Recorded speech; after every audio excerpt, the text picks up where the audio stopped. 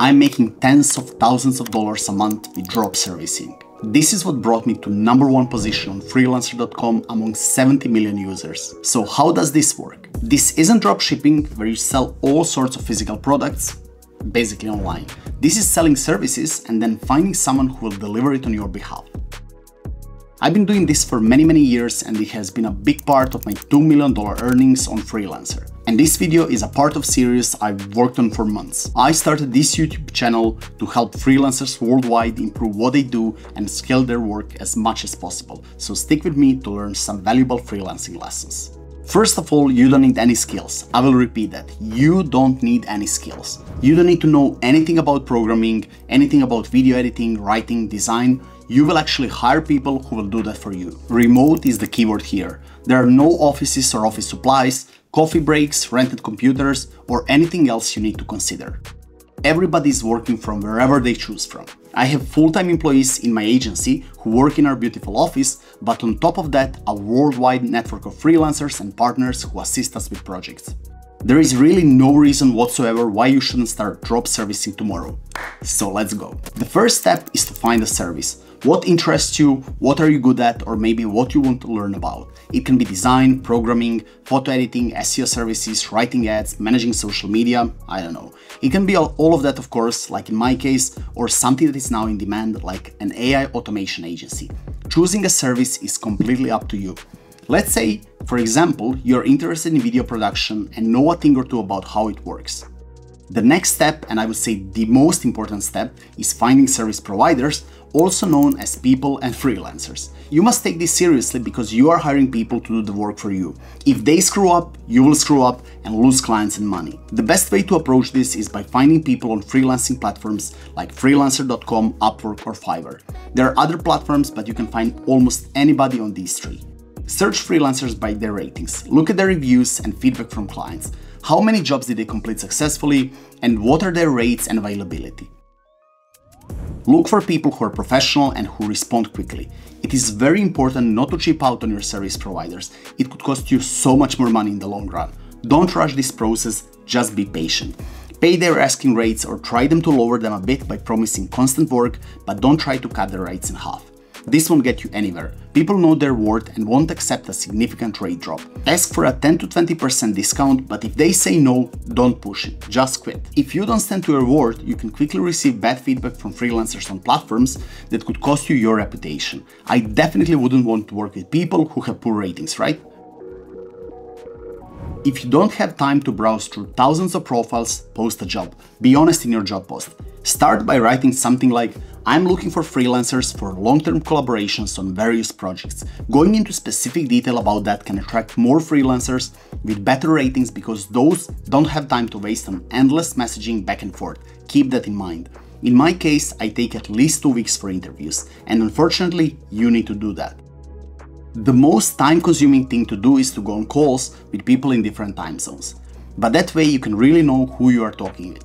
This step is also avoidable, but it could cost you later when the workload increases and you realize you don't know what your freelancers are doing. It could lead to an absolute disaster. If you're hiring freelancers in your niche, for example, video production, ask them to do a paid test job. By paid, I mean an hour or two of work. I certainly wouldn't want to do test work that could take hours or days without being paid for a person I never talked to before. You can of course skip this step, but again, in the long run, it could cost you. After you finally find some people you like, discuss their rates. If you want to profit from this, you need to charge your clients more than freelancers charge you, of course. I will explain this in a minute. You can pay them on an hourly rate, daily rate, or per project. I would advise that in the beginning, you pay your freelancers per project after completion and make that clear to them. The faster the project is done, the faster they get paid and the faster you get paid. Dragging on simple video editing for YouTube for weeks is definitely not profitable. Your preferred freelancers and you are ready to make some money, but first of all, everybody must know what they are doing. I would advise starting groups on WhatsApp, Discord, or whatever you feel like for faster communication. I do that all the time by posting messages with job descriptions in these groups, and in a couple of minutes I know who is available to start working on a new project. We use ClickUp for managing tasks, but you can use whatever app you feel. Asana, Trello, Notion, or even free Google Workspace. You need to create tasks for the project. For example, if it's a video editing project, a task could be sourcing stock footage and graphics. When this is completed, you will receive a notification from the tool. Sending individual messages to inquire about completed tasks is a serious waste of time. After a while, when you scale your business, it's time to hire a project manager, a professional who will track tasks and freelancers for you. Because your main job is to find work and keep clients happy, happy clients will stick with you and make you more money. More on that later, please don't skip that part. Let's talk about money. Everybody's here because of the green, not fame, right? So how exactly do you make money from drop servicing? For example, you're in video production drop servicing. The client has a $1,000 budget for a 30-minute video editing project. Your freelancer charges you from $200 to $500 to edit a 30-minute video. If the client wants a top-notch result, you will hire a $500 freelancer for this. So you have been paid $1,000. Of that, you pay your editor, of course, $500. The $500 is your profit margin. In this case, it is 50% and an awesome profit margin. Sometimes you can get away with that, but from my experience, a 30% profit margin is more realistic. As I said before, you don't want to cheap out on your freelancers and you don't want to hire the cheapest workforce. You want to hire the best workforce. If a client has a budget of $2,000 for mobile app development and the cost of your freelancer is $1,800, then $200 is your profit margin. It seems small for so much work, but drop servicing is all about scaling. If you have 10 freelancers working on 10 different projects, this is 10 times $200. But only you know how much money you want to make off of this. Maybe $5,000 a month is enough, maybe it is $10,000 or more. If that is the case, you need to think about scaling. If you hire a freelancer on, let's say, Freelancer.com, then you can pay them through the platform. You actually pay an invoice to Freelancer.com from which they take their cut and transfer the funds to freelancers. That is how lots of freelancers prefer to work because the money is in escrow and these platforms protect them. And yeah, small note, escrow is a secure payment system which basically keeps the money until they deliver the work. This way, they are protected in a way that they'll be paid and you in a way that you'll be getting your work at the end. But platforms take their share, which is usually around 10%. If you pay a freelancer $100, he will receive $90 for his work before taxes. The other way is for the freelancers to invoice you directly. Choose what works best for you and remember to keep your people happy. By now you should know where to find freelancers and how to manage and pay them, and now let's discuss how to find clients. The easiest way to find clients is through freelancing platforms. There are thousands and thousands of job posts on Freelancer, Upwork and Fiverr every single minute. You don't need to look at every one of them. Filter jobs through niches, client location, payment methods and so on and so on. If you choose to go this way, you must bid on your jobs. For example, if a client posts a job requiring a logo design and the budget is $100, expect other freelancers to make offers that are usually lower than the proposed budget. Don't be surprised when you see that somebody will offer $20 for that job. Dumping prices is quite often, to be honest, but if I were the client, I wouldn't even consider bids like that because you want the quality work, not the cheapest one. Quality and low prices don't go hand in hand in my experience. Also, from my experience, if the client hires that guy for $20, he will come back in a week looking for another designer, and this time his budget will be higher because he was probably not happy and he will look for another one.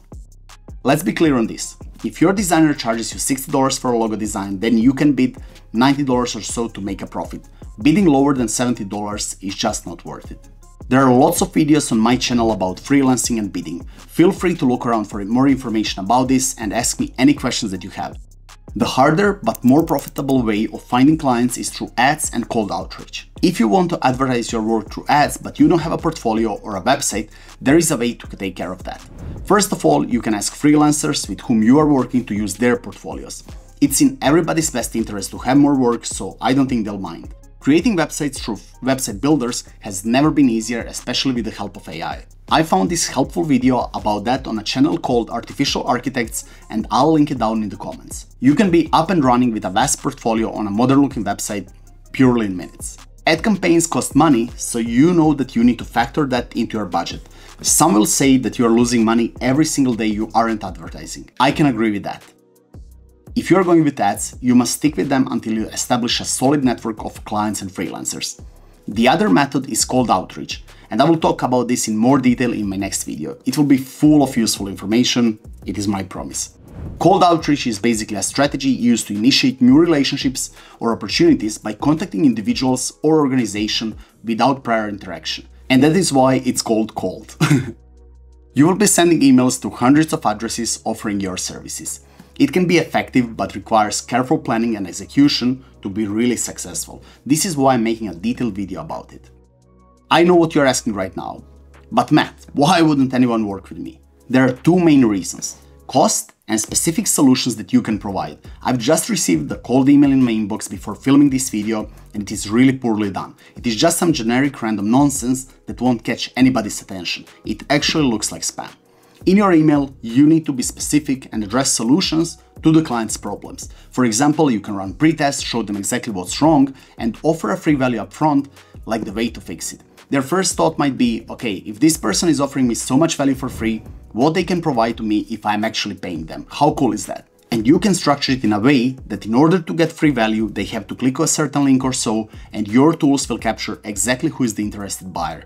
This way you can target them with follow-up emails because you know that you have their attention, right? But before that, you need to research your competition. What are their prices, marketing, and clients, of course, and how do they position themselves? Do not just copy and paste them. Look and feel better than everybody out there. Put time and effort into your presentation. You don't need to attract hundreds of clients, you only need 5 to 10 good ones. Big companies are often lazy and slow, and they like working with other companies that have large teams and established communication. My sweet spot are small to medium-sized companies.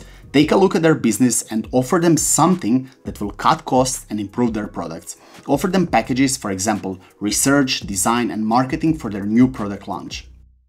Customer service is extremely important here. Keep your client in the loop with the job progress, ask them questions, and give them a thing or two for free or discount just to make them super happy. As the middleman, you'll handle customer inquiries and complaints and ensure that the service meets the client's expectations.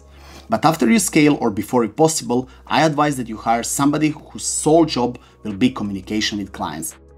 I showed you the good sides and how to deal with every steps, but there are some challenges. Ensuring consistent quality control can be challenging since you are not providing the service. You are dependent on the third-party service providers. If they fail to deliver, it can affect your reputation. The barrier to entry is low, so there can be significant competition in popular service categories. There are more good sides to this. You don't need to invest in inventory or physical space. You can easily scale your business by adding services or sourcing multiple providers. And most importantly, you can run a drop servicing business from anywhere with an internet connection. How cool is that?